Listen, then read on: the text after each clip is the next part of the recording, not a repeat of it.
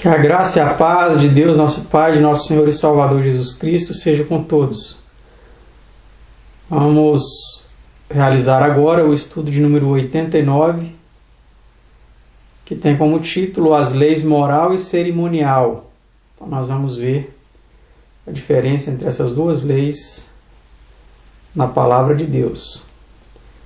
E como de costume, nós vamos agora elevar a Deus uma prece antes de darmos início ao nosso estudo.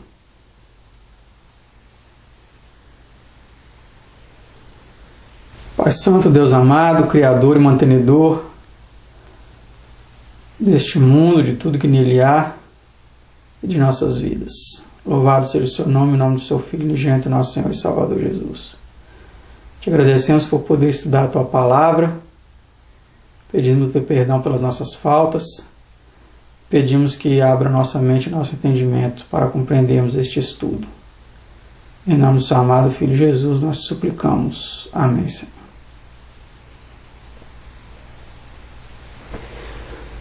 Esse estudo que faremos agora, o estudo de número 89, é composto por 23 perguntas e respostas.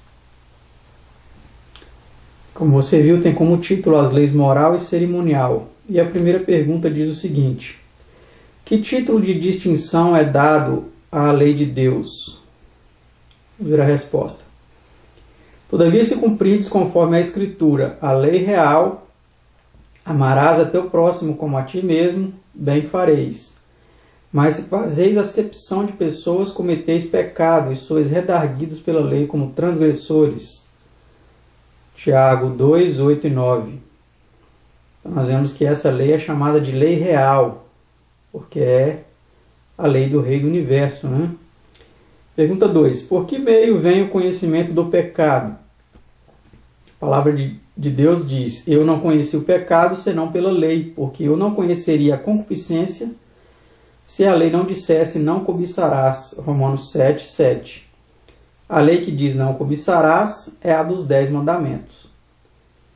Então nós percebemos que é através da lei, né, que vem o conhecimento do pecado. Pergunta 3. Por que deverão os homens ser finalmente julgados? De tudo que se tem ouvido, o fim é: teme a Deus e guarda os seus mandamentos, porque isso é o dever de todo homem, porque Deus há de trazer a juízo toda a obra e até tudo que está encoberto, quer seja bom, quer seja mal. Eclesiastes 12, 13 e 14. E o outro texto diz: assim falai e assim procedei, como devendo ser julgados pela lei da liberdade. Tiago 2, verso 12. Essa notinha aí nós temos o seguinte: a lei que é aqui chamada lei da liberdade é a que diz não matarás e não adulterarás, porque foram esses os mandamentos citados no versículo precedente. Essa mesma lei é, no versículo 8, intitulada lei real, isto é, a lei do rei. Essa é aquela pela qual os homens deverão ser julgados. Então essa lei é a lei dos 10 mandamentos, chamada também de lei real. É a lei que será a base do juízo de todos. Pergunta 4. Que sistema foi estabelecido em virtude da transgressão da lei de Deus por parte do homem? Então vamos ver que sistema foi esse. O sistema sacrificial, com seus ritos e cerimônias, apontando para Cristo. Então esse foi o sistema, né? Pergunta 5. Por que oferecia holocaustos o patriarca Jó? E iam seus filhos e faziam banquetes em casa de cada um no seu dia, e enviavam e convidavam as suas 3 irmãs a comerem e beberem com eles. Sucedeu, pois, que, tendo decorrido o turno de dias de seus banquetes, enviava Jó e o santificava, e se levantava de madrugada e oferecia holocaustos. Olha aí o que ele oferecia, ó. Segundo o número de todos eles, porque dizia Jó: porventura pecaram meus filhos e blasfemaram de Deus no seu coração. E assim fazia Jó continuamente. Jó 1, 4 e 5.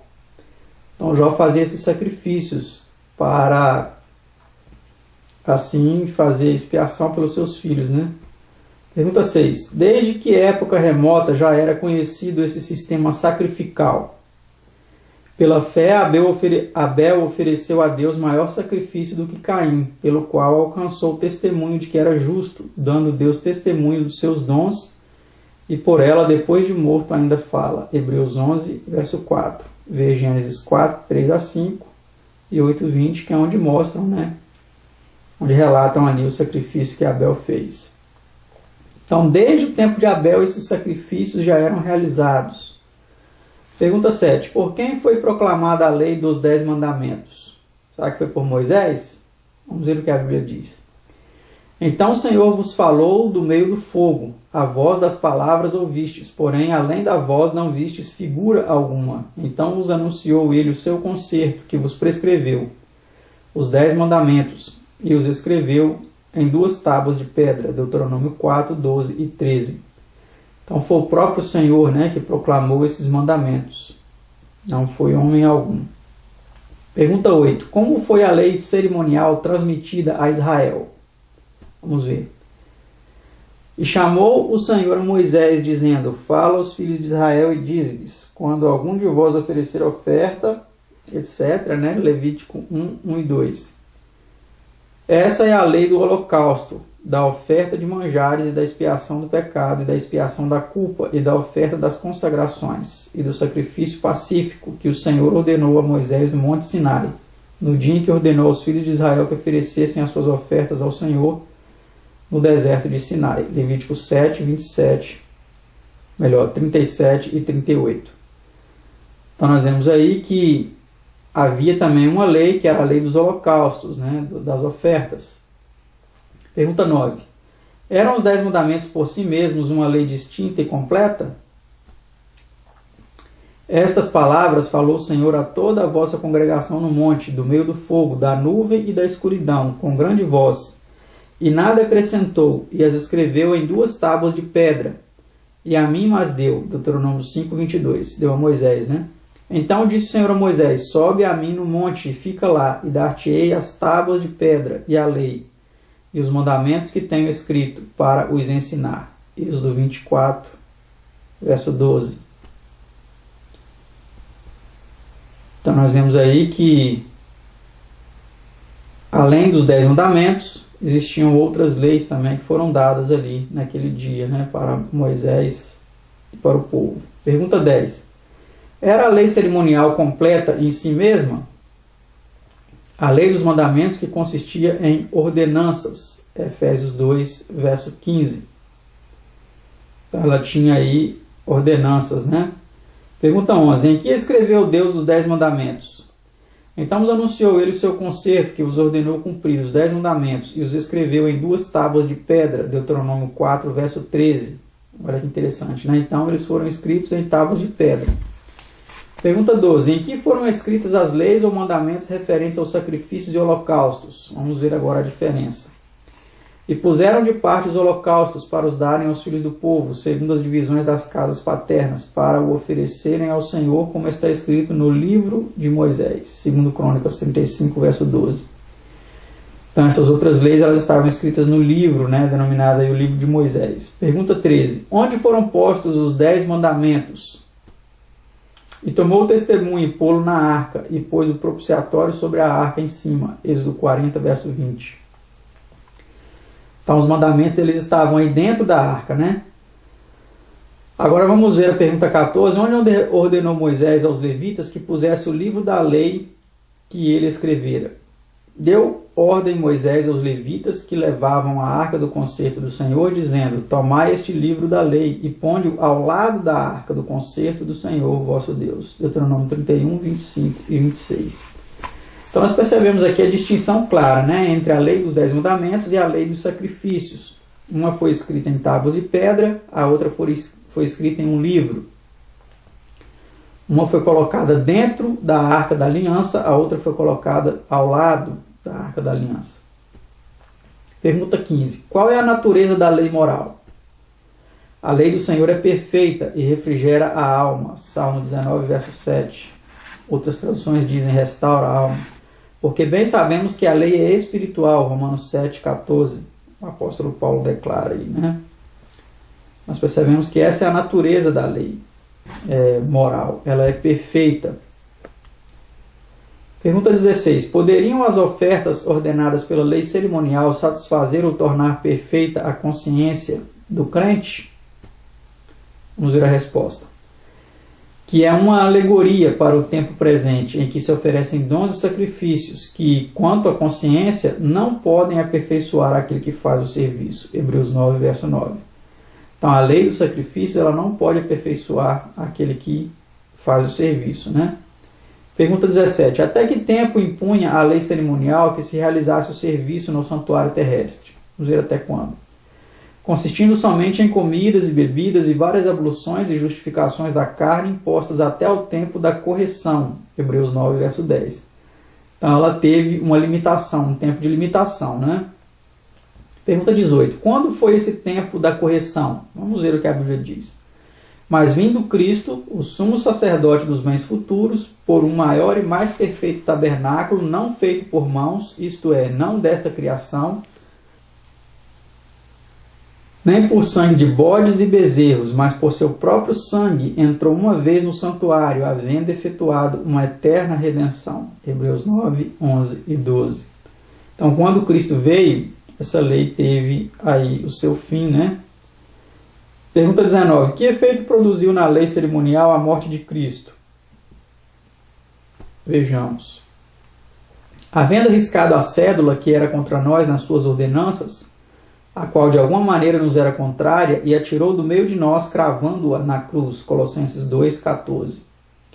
Na sua carne desfez a inimizade, isto é, a lei dos mandamentos, que consistia em ordenanças. Efésios 2,15.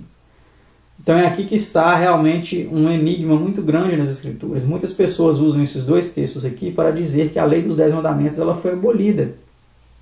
Quando Cristo morreu na cruz, ele cravou essa lei na cruz.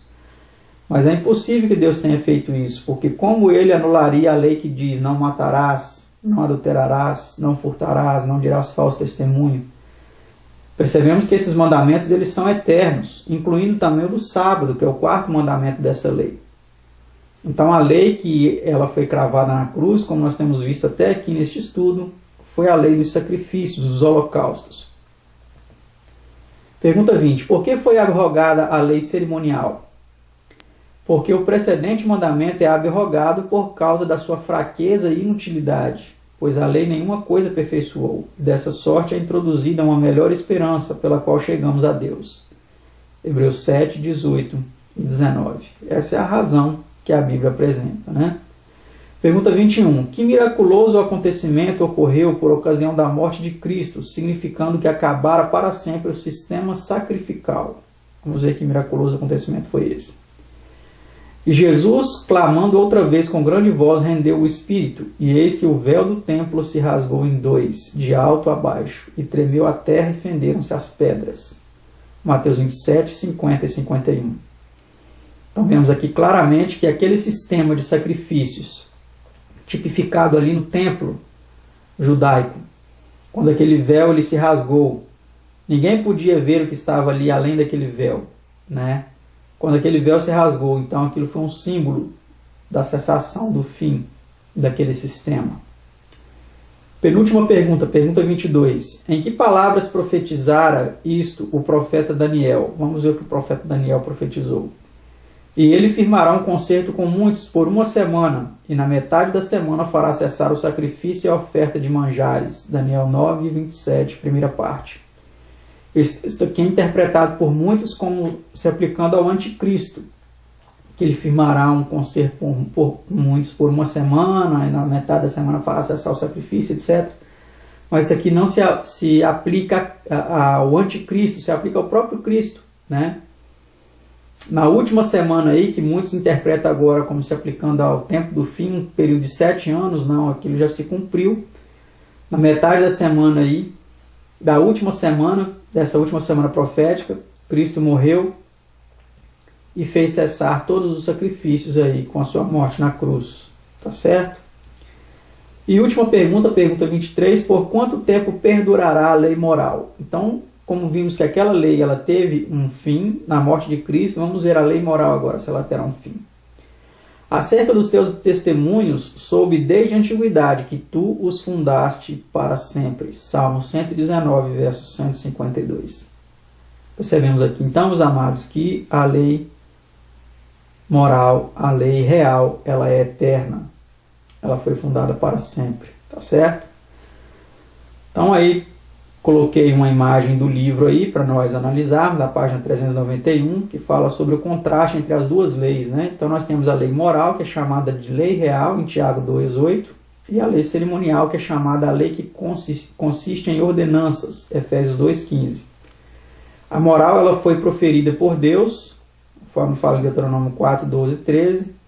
A cerimonial foi ditada por Moisés, Levítico 1 a 3, vem dizendo sobre isso aí, tá? Então agora de forma mais dinâmica, vamos ver aí, a lei moral foi escrita por Deus em tábuas de pedra, e a cerimonial era uma cédula de ordenanças.